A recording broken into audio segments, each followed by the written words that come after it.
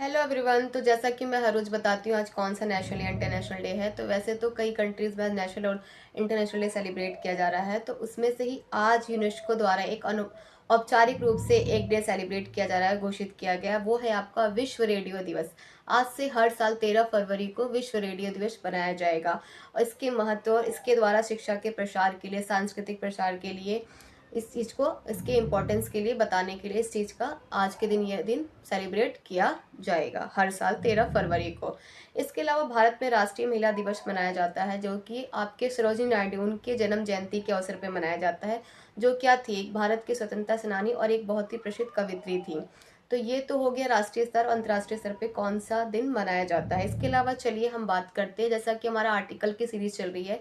तो आर्टिकल की सीरीज में आपका हमारा आर्टिकल 8 यानी 8 क्या कहता है। तो संविधान में एक ये प्रावधान है जो कि क्या है, भारतीय मूल के उसकी नागरिकता को दर्शाता है कि जो लोग भारत से मतलब बाहर रहते हैं यानी विदेश में रहते हैं।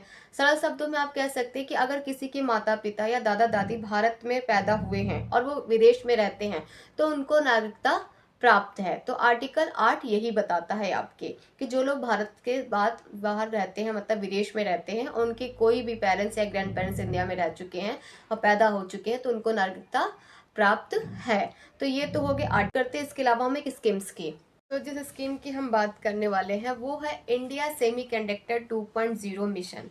ये भारत सरकार की क्या है, एक प्रमुख और नई स्कीम्स है। और इसे किस बजट जो आया है अभी आपका 2026 से लेकर 27 तक है, उसके अंतर्गत पेश किया गया है। इसका उद्देश्य क्या है कि भारत में सेमी कंडक्टर यानी चिप और इलेक्ट्रॉनिक मैन्युफैक्चरिंग को बड़े पैमाने पर उसका क्या किया जाए, विकास किया जाए, मतलब उसको बढ़ाया जाए।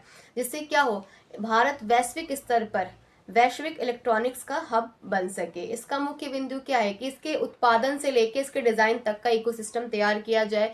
और इसमें भारत सरकार का बड़ा बजट और इसका सपोर्ट शामिल है, जिससे क्या विदेशी निर्भरता हमारी कम रहे और भारत में ज्यादा इलेक्ट्रॉनिक मैन्युफैक्चरिंग को बढ़ावा मिल सके। अभी पेश किया गया है।